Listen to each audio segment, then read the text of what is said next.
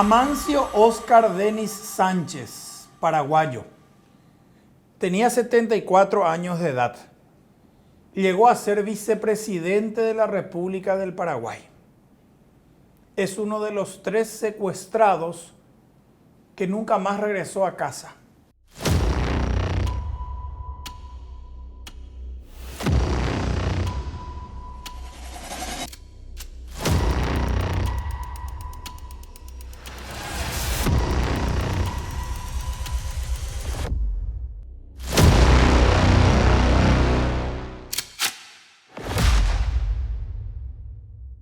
Don Óscar, como le decían sus queridos compueblanos de la ciudad de Concepción.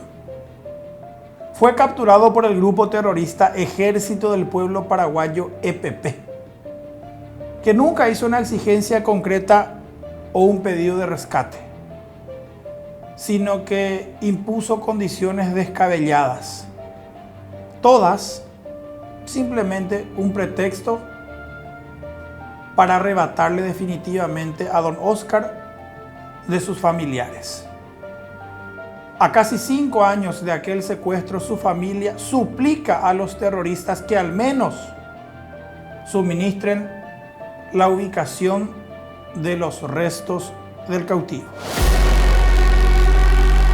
Don Óscar Denis es originario de la ciudad de Concepción, capital del departamento de Concepción.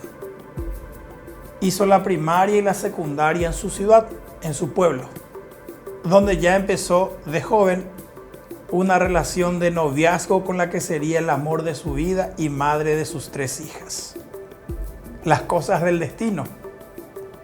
Don Óscar y la que sería su esposa se trasladaron después de terminar el colegio a Asunción, donde siguieron carreras universitarias casi similares. Él, química industrial, ella, química farmacéutica. Hasta en eso tenían cosas en común. Cuando finalmente se recibieron, cuando se convirtieron en profesionales, regresaron a su ciudad, se casaron y formaron una hermosa familia. Hola Iván, ¿qué tal? Soy Lorena Denis, la hija de Óscar Denis y Miriam Vareiro de Denis. Hola Iván, yo soy Silvana Denis, la hija de Óscar y Miriam. Hola Iván, ¿cómo estás? Yo soy Beatriz Denis, también la hija de Óscar y Miriam. A don Óscar le fascinaba la ganadería. Era un empresario visionario. Era una persona muy querida en su ciudad. Pero a la vez, además de ser un gran padre, un excelente esposo, tenía una pasión inusitada por la política. Le encantaba debatir. Le encantaba servir a su comunidad. Esos elementos lo motivaron a incursionar en la arena política a través de su querido Partido Liberal Radical Auténtico. Claro, contaba con el apoyo de su esposa y sus 3 hijas eran el estímulo necesario para que intentara cambiar la situación de su ciudad de Concepción. De ese modo, se lanzó para el año 1993 como candidato a gobernador del primer departamento. De hecho, fue el primer gobernador de esa región del país. Papá nació en Concepción un 10 de febrero de 1946. El próximo año cumple 80 años. Papá hizo sus estudios primarios en el Colegio Santa Teresita de la ciudad de Concepción y sus estudios secundarios en el Colegio Nacional de Concepción.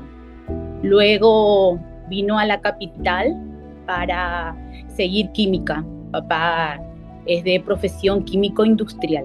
¿Llegó a ejercer esa profesión?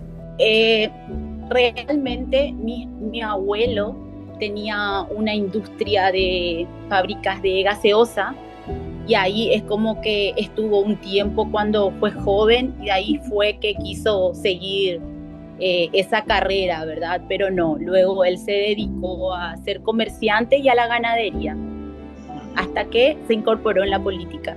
Amancio Oscar Denis le conoció a Miriam Estela en épocas de colegio ya, ¿verdad? Siempre recordaban ellos, inclusive mamá cuenta momentos en que papá cruza una pista de baile, ese baile pide. Bueno, así historias que de repente familiarmente lo escuchábamos, pero realmente en épocas de colegio, mamá y papá ya empezaron y después mamá va a Asunción, porque mamá primero fue a Asunción, ella es química farmacéutica, y después va papá.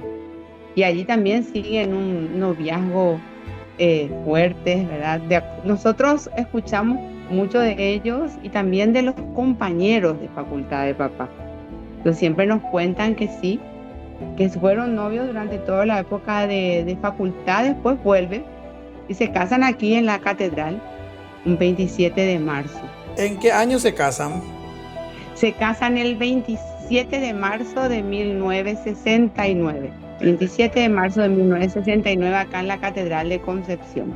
Siempre recordamos que papá le preguntaban, ¿y no tenés el varón? Porque tenemos 3 nenas y papá siempre decía que si Dios le preguntaba qué quería y él iba a decir otra vez 3 nenas, ¿verdad?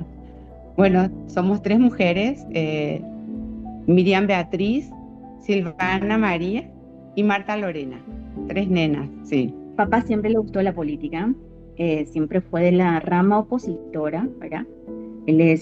Yo hablo siempre en tiempo presente, Iván, porque como no hay todavía nada, no tenemos nada, ese resultado que tanto queremos, nosotras siempre hablamos así, papá está, ¿verdad? Por más de que seamos realistas y debido a los años en que ya pasó después del secuestro, entonces, bueno, no sabemos qué hicieron con él, ¿verdad?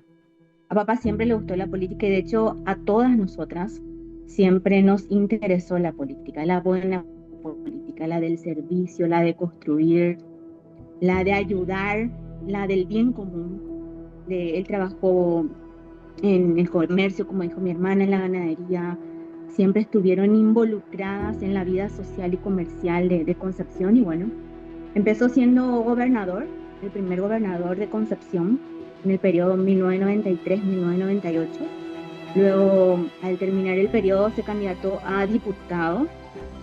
Gracias a Dios le fue bien también. Luego fue senador por 2 periodos consecutivos.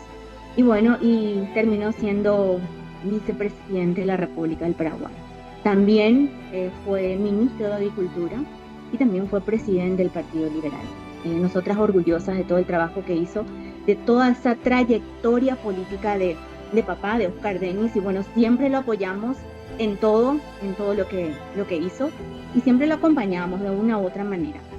Luego de su exitosa gestión como gobernador del departamento de Concepción, don Oscar Denis sentía que su misión en su valle ya había sido completada y que para seguir ayudando a su gente era necesario venir a Asunción y construir el progreso desde la capital del país.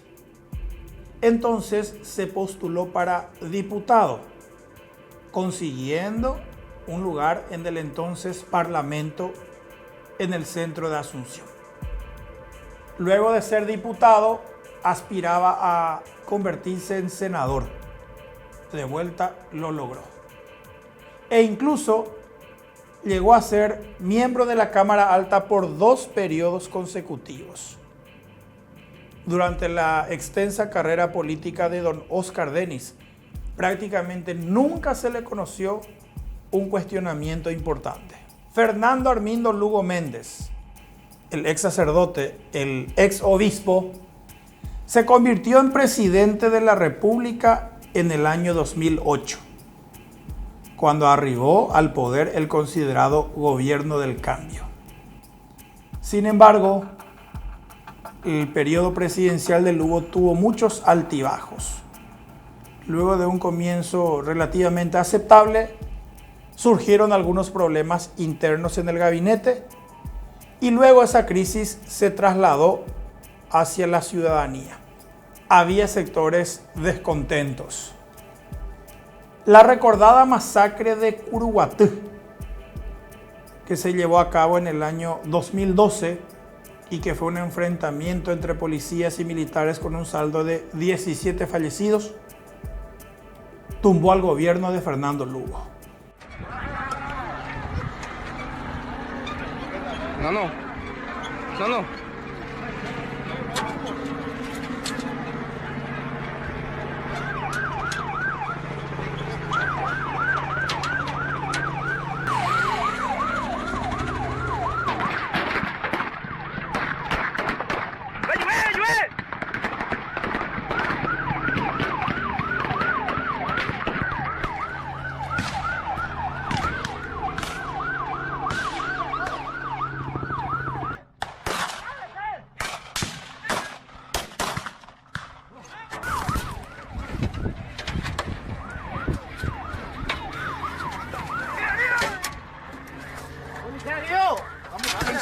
¡Ambulancia!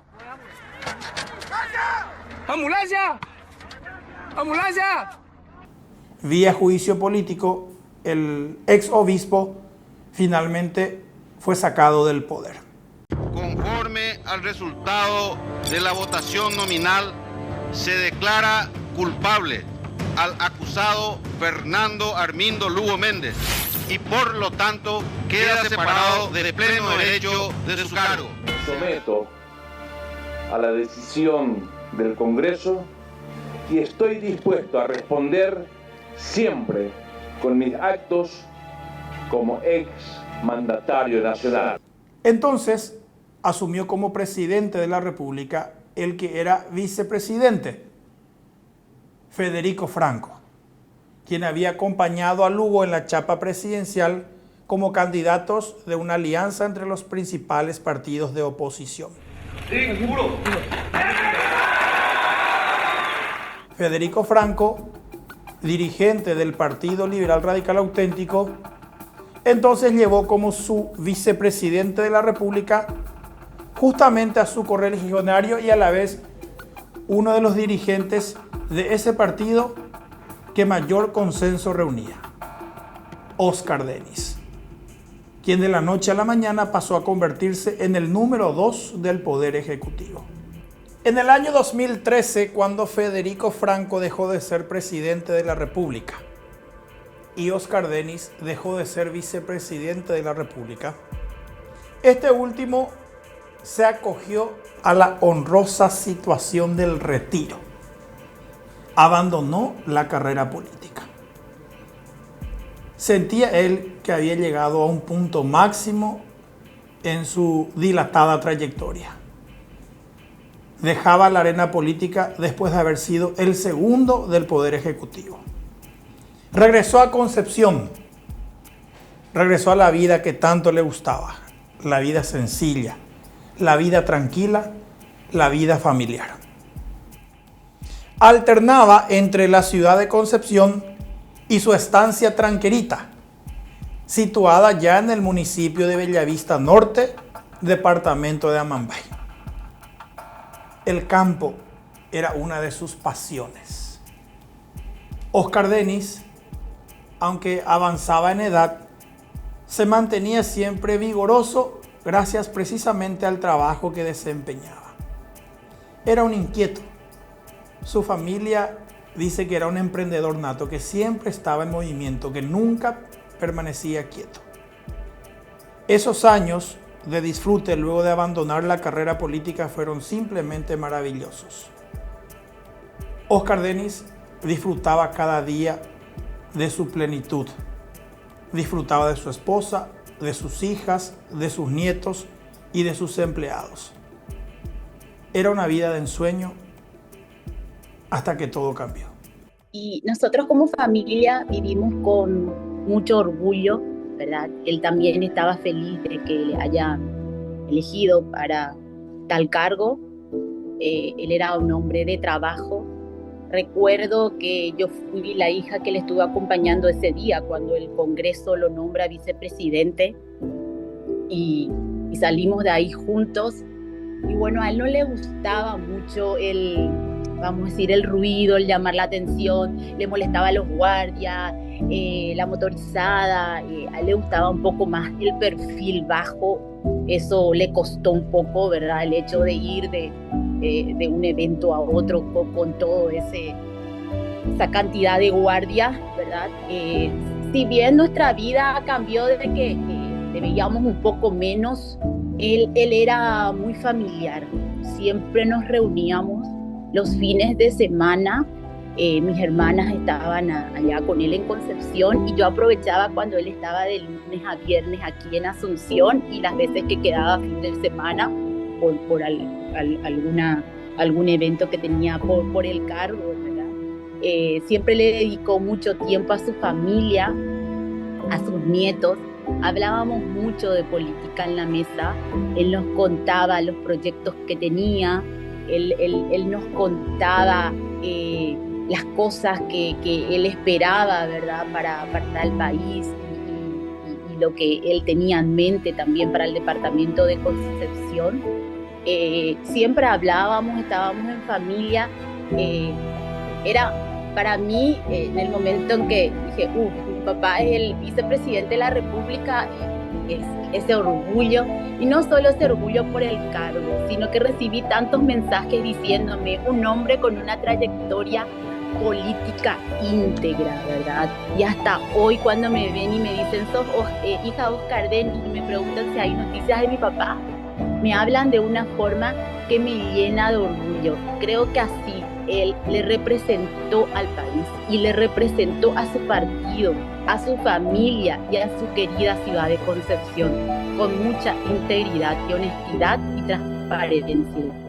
Bueno, lo que siempre le caracterizó a papá fue la sencillez, ¿verdad? Todo lo que asumía lo asumía con sencillez, con responsabilidad. Y sobre todo era un hombre de trabajo. Papá trabajaba. Cuando terminó, siguió trabajando. Siempre emprendía cosas. Siempre buscaba algo para hacer. Él tenía una pasión por la lectura. Siempre leyendo sobre historia. Tiene una biblioteca bien formada. Después el tiempo compartir con la familia, el hablar, el reunirnos. Y otra pasión grande que tenía era el ver películas, ¿verdad? Papá, él era un hombre muy metódico, ¿verdad? Metódico. Él hacía seguimiento de todo lo que hacía. Tenía horario de levantarse, trabajaba, descansaba, leía, veía películas. Pero principalmente Oscar Denis siempre fue la misma persona en el lugar que le tocó estar. Él fue sencillo, trabajando en los diferentes puestos políticos que le tocó, sencillez como padre y sobre todo auténtico. Papá tenía grandes proyectos y lo hacía. Es un ejemplo vivo para nosotros, ¿verdad? Un ejemplo para todas nosotras de trabajo, honestidad y perseverancia.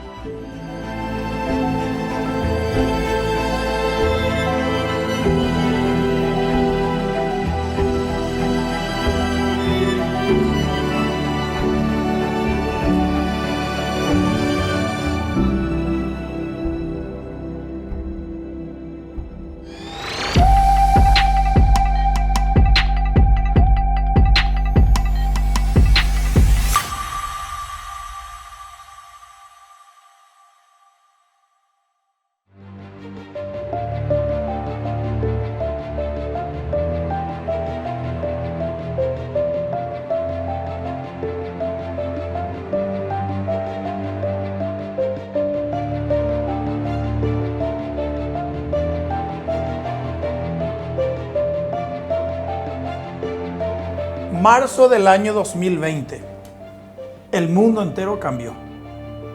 La pandemia del coronavirus oficialmente también se instalaba en Paraguay. Nuestro país comenzó la famosa cuarentena.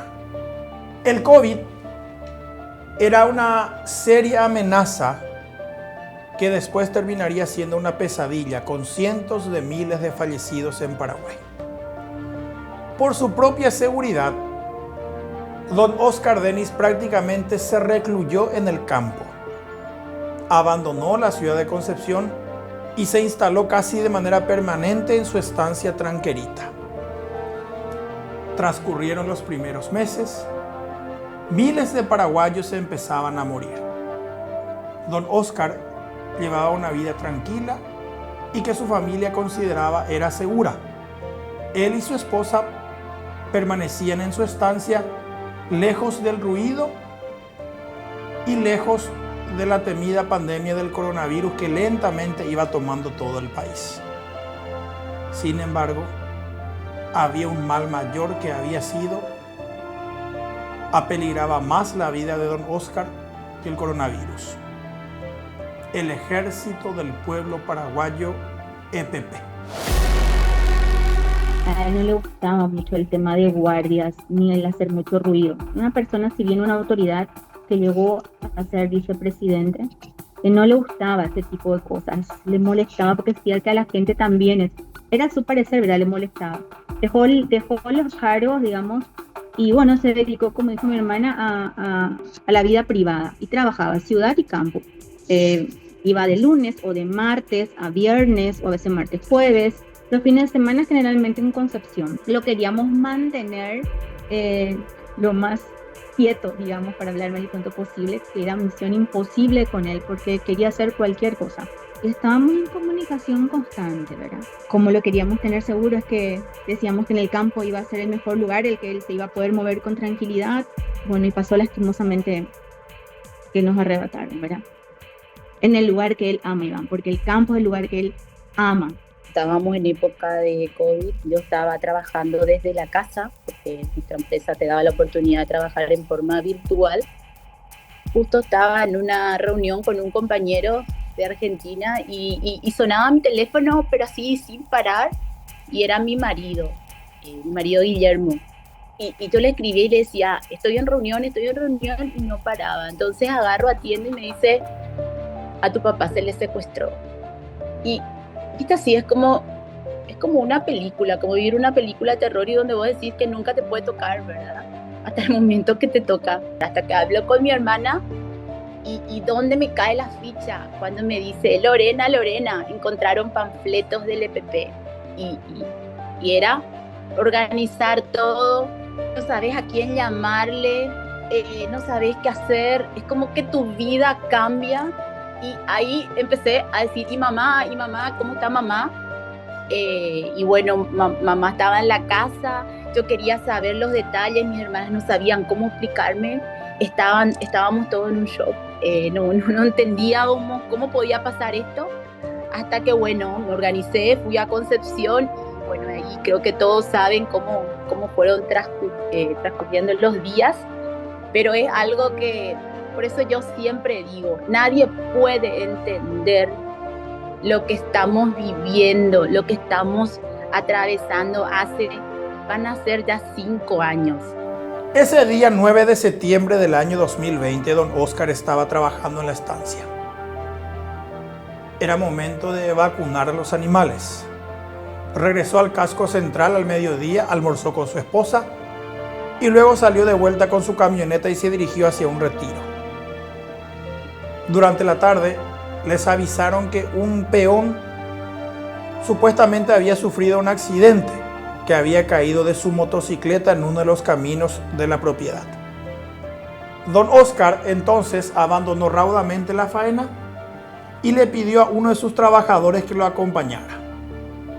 Era el joven Adelio Mendoza Benítez, quien subió con don Óscar Dennis a la camioneta Mazda que el ex vicepresidente de la República conducía y regresaron de un retiro hacia el casco central.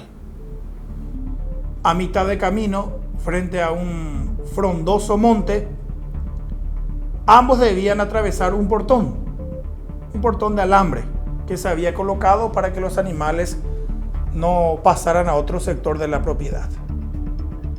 Cuando Adelio bajó para abrirle el portón a don Óscar y este se disponía a acelerar, aparecieron desde el monte 6 hombres armados.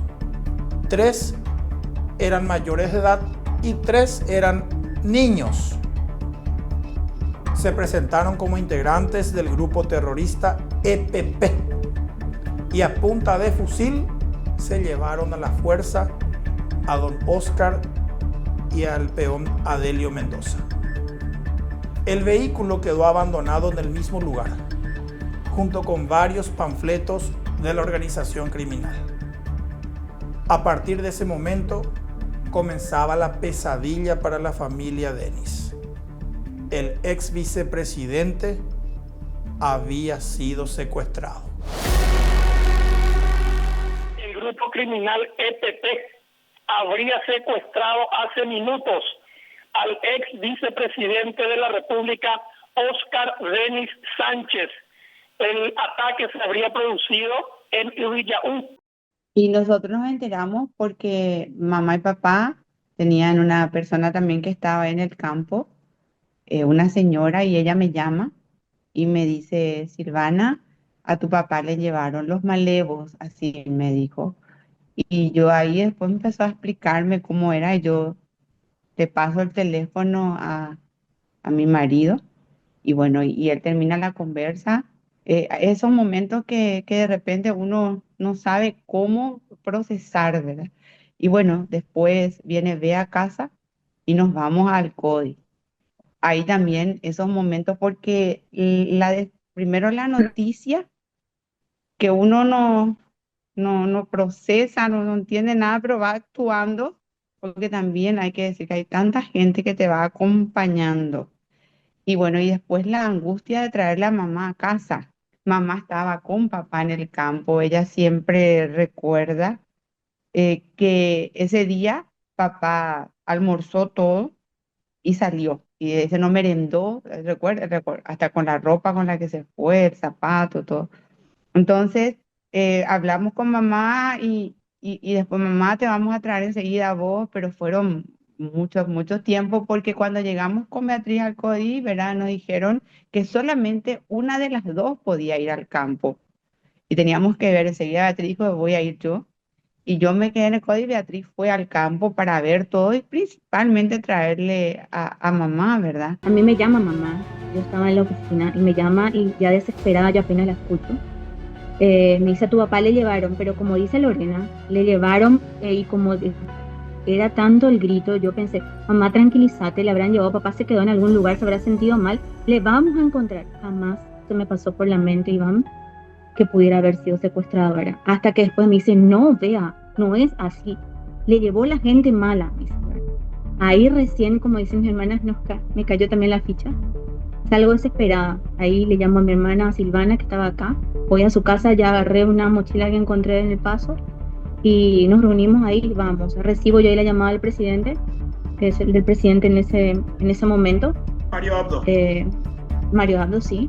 Y me dice que se van a poner personas en comunicación con nosotras para seguir los pasos. Y le dije yo: disculpen, presidente, yo no voy a esperar ningún minuto más. Nosotros nos vamos ahora. Me dice: no hay un procedimiento. Yo no puedo esperar un procedimiento. Mi mamá está allá, no sé cómo está, no está mi papá, no sé qué pasó con él. En fin, fuimos, ahí llegó una persona de antisecuestros y me dieron todos los nombres. En el momento se me olvidaron todos los nombres. Nos dijeron ahí, nos hicieron un procedimiento de cómo irnos, cada uno en un vehículo diferente. Es un montón de cosas que en el momento uno no asimila. Y bueno, llegamos al CODI y ahí también era esperar, y oscurecía, Iván, oscurecía. Dios mío, decía yo: no puede ser que yo no pueda llegar a donde tenga que llegar, oscurecer. ¿Y cómo le encontramos a mi papá? Si está oscuro, ¿cómo llego al lugar? O sea, de llegar voy a llegar, Iván, pero ¿cómo veo más cosas si ya está la oscuridad ahí? Fui al lugar, ahí a esperar otra vez de nuevo, todo un procedimiento, fiscalía, llegar, que lleguen, que no explote, que esto, que aquello, un montón de tiempo de nuevo. Bueno, hicimos todo ese reconocimiento, ahí encontré todas las llaves de papá, todo lo que dejaron de él. Volvimos a la casa y a eso de la medianoche volvimos a la ciudad con mamá. Aunque el EPP hizo algunas supuestas exigencias, en realidad se trató más bien de pretextos, excusas baratas. Los terroristas sabían perfectamente que lo que exigían, supuestamente para liberar a don Óscar, era simplemente imposible de cumplir. No obstante, la familia de don Óscar estaba dispuesta a entregar absolutamente todo lo que tenían para que el secuestrado volviera a casa. Luego de las primeras 48 horas de incertidumbre total, en la que el gobierno anunciaba que pediría la ayuda extranjera, pero que al final prácticamente nunca se hizo, y de que las fuerzas de seguridad tenían miedo de entrar al monte, donde se sabía que estaban los secuestrados, finalmente el caso tomó un giro inesperado. El EPP parecía ser que iba a prolongar el secuestro de don Óscar. Ya había rumores de que él no sería devuelto con su familia. Y así seguían pasando los días. Al quinto día, el peón Adelio Mendoza efectivamente fue liberado por los terroristas. Regresó con algunos mensajes para la familia y para los organismos de seguridad.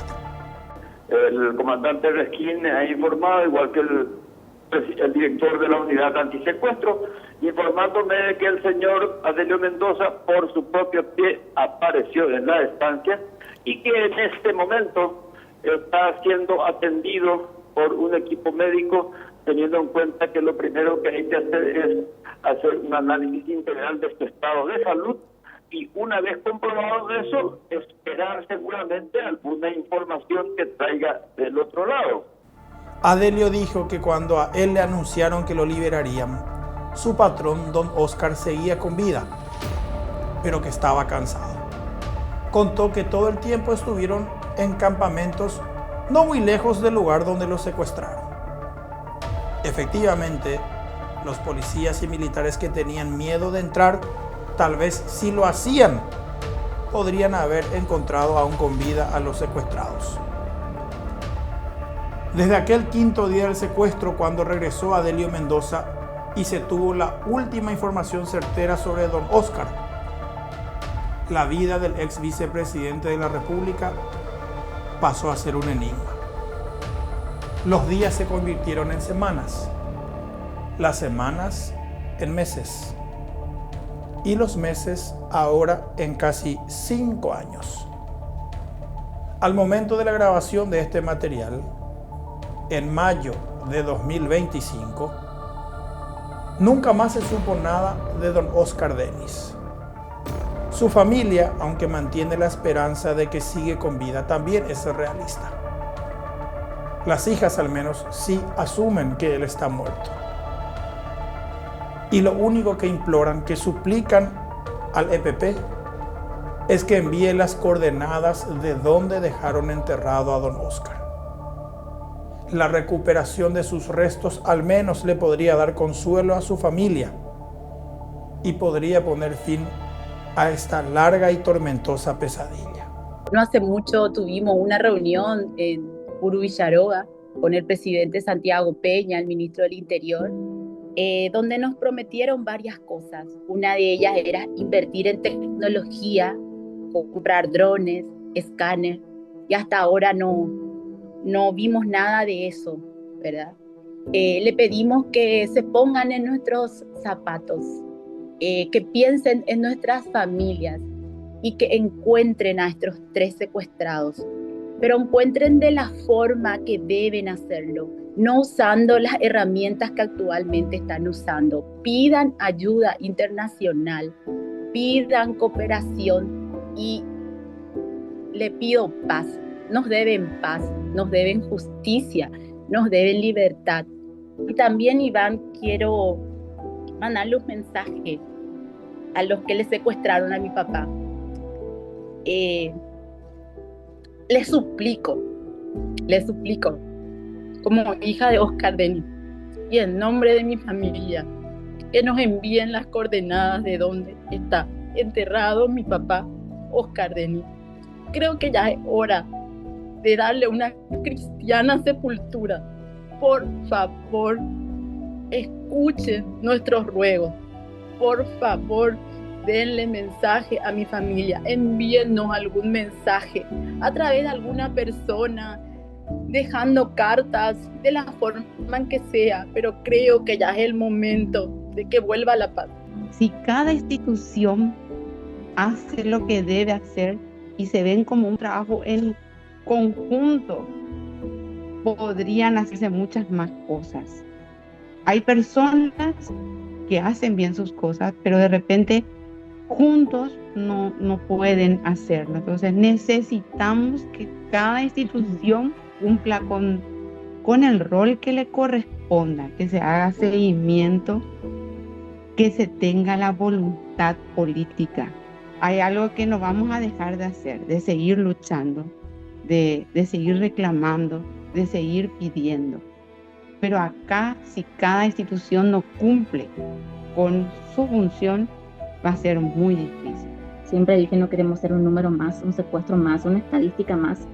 A estas alturas ya no buscamos excusas ni que nos hagan promesas, sino que esperamos resultados.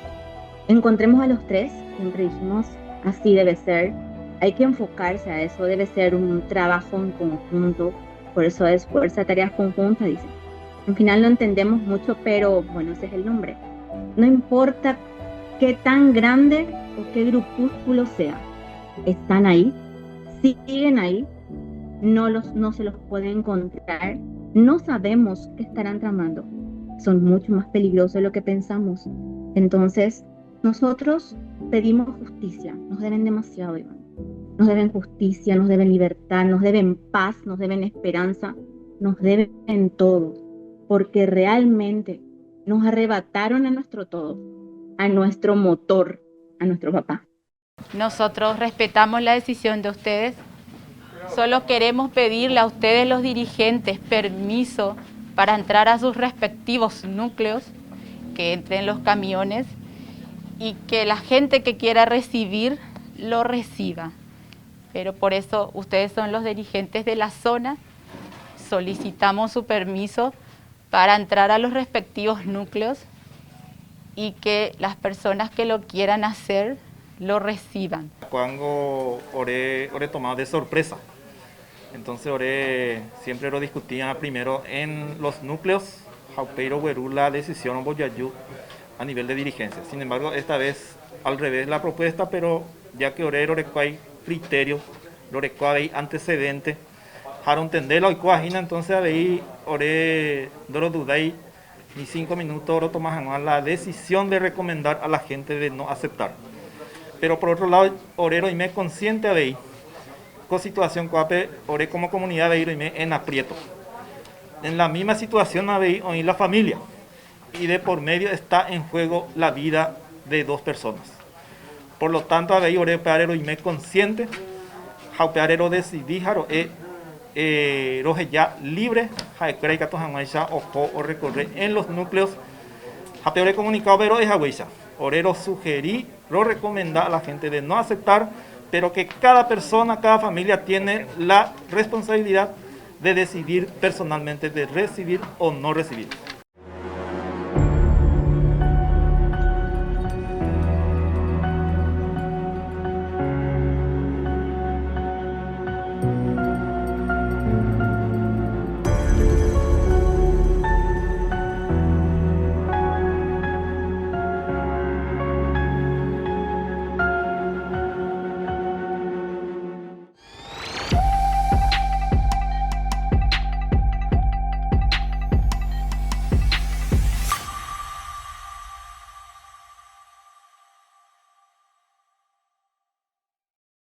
Y exhortamos a la alta comisionada de las Naciones Unidas para los Derechos Humanos se sume a este pedido desesperado de que el Estado extreme sus recursos para demostrar su voluntad real en lograr el rescate con vida de nuestro padre Óscar Denis, de las y los niños en la situación mencionada y de las demás personas secuestradas, así como el cese de la incorporación de los miembros de comunidades indígenas aledañas y el cese de la violencia por parte de los miembros del EPP.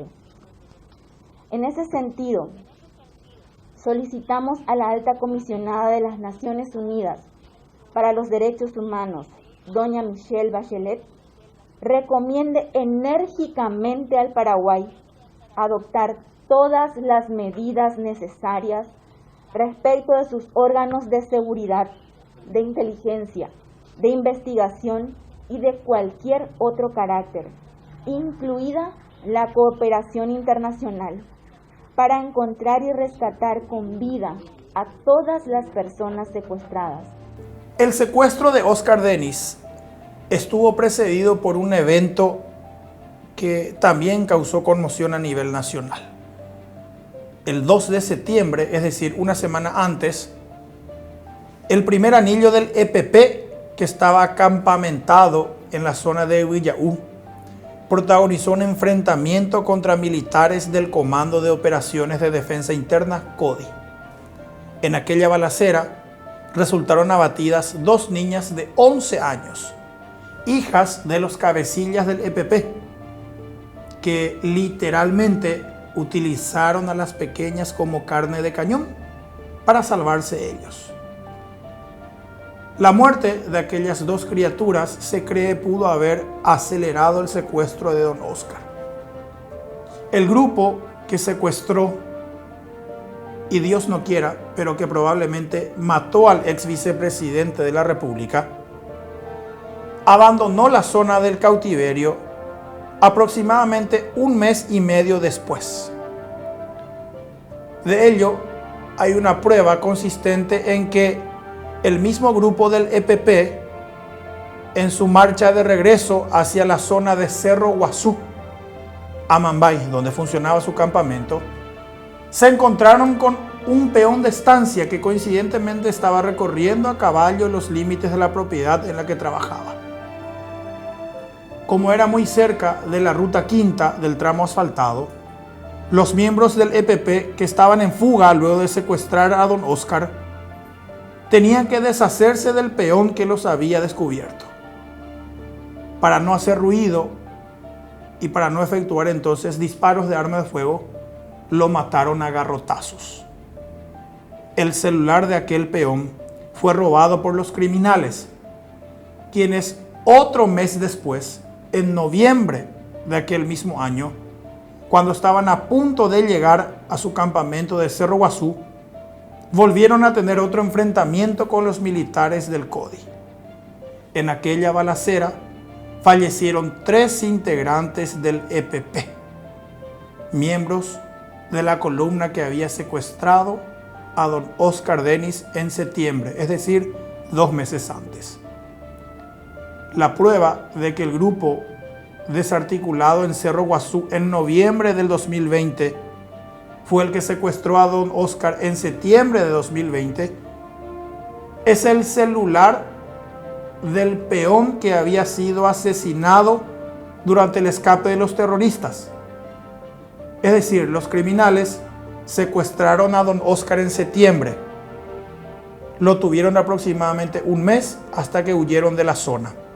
En octubre se encontraron casualmente con un peón a quien tuvieron que matar, robándole el celular. En noviembre, ese mismo grupo del EPP, ya llegando a su campamento, se enfrentó contra los militares, murieron 3 terroristas y se encontró el celular robado de aquel peón. Así, prácticamente quedó confirmado que el grupo que secuestró a don Oscar había abandonado ya la zona del cautiverio. Pero si don Oscar Denis no estaba con aquella célula del EPP, ¿qué pasó de él? ¿Qué fue de su vida? ¿Lo mataron? ¿Lo enterraron? ¿Lo arrojaron a algún río? ¿Se deshicieron del cadáver? Esas son preguntas que la familia se hace todo el tiempo y que imploran el gobierno le imprime mayor interés al operativo de búsqueda. La desesperada súplica de las hijas de don Oscar Denis por información sobre el paradero de su padre es el mismo clamor que también hasta ahora refieren los familiares del policía Delio Morínigo Florenciano, secuestrado en 2014, y don Félix Urbieta Ramírez, secuestrado en 2016. ¿Qué nos queda como víctimas del crimen organizado cuando este ha permeado hasta nuestras autoridades que deberían protegernos? ¿Somos acaso víctimas no solo del EPP, sino también de personas significativamente corruptas en Paraguay que mantienen conexiones con ese crimen organizado que tantas familias han lutado? Dicen también que no saben nada de ellos. Sin embargo, nosotros pensamos como familia que ellos sí deben saber dónde están nuestros familiares. ¿Dónde está Edelio? ¿Dónde está Oscar? ¿Dónde está Félix, papá? Ningún ser humano debe vivir secuestrado. Areco 13 me PTI hoy en grave depresión, otro con grave diabetes, otro problema del corazón. Al final de cuentas se llega la semana TVA, llega ya. La problema familiar es muy horarijo, porque y poco terei mango cuaco. La quebranto lo guarajango impresionante allá. Entonces, véala, ponemos así pa. Las tres familias, marcadas por el dolor y la indiferencia de las autoridades, crearon un movimiento social denominado Que Vuelvan los Tres, que pregona la lucha de la ciudadanía por la recuperación de los tres secuestrados en el estado en que sea, porque igualmente las tres familias son conscientes de que lamentablemente Edelio, don Félix y don Oscar tal vez ya están muertos. Ojalá, Iván, no le pase más a ninguna familia paraguaya, porque nadie merece esto que estamos viviendo y lo que realmente vivió o estará viviendo mi papá, porque como dice Bea, sabemos cómo puede ser el final de esto. En más, pedimos y suplicamos que nos den las coordenadas de dónde puede estar enterrado, pero hasta que no tengamos su cuerpo, nosotros lo vamos a recordar siempre en presente. Aunque no hay una lógica certera, transcurrieron casi 5 años.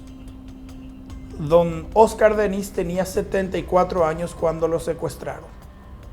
Aunque su familia todavía mantiene ciertas esperanzas, principalmente las hijas de don Oscar también son realistas. Ellas son conscientes de que probablemente su papá no aguantó en cautiverio y de que no podría seguir vivo hoy, 5 años después de haber sido secuestrado. Don Oscar hoy tendría que tener 79 años de edad. Sus hijas, Beatriz, Silvana y Lorena, prefieren todavía hablar de él en tiempo presente, como si fuera que está. Si es así, que las autoridades alguna vez puedan devolverlo con su familia.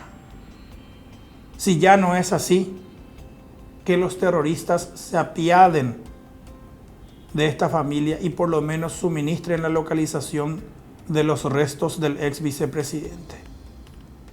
Dios quiera que no haya sido así, pero si falleció Amancio Oscar Denis Sánchez, que en paz descanse.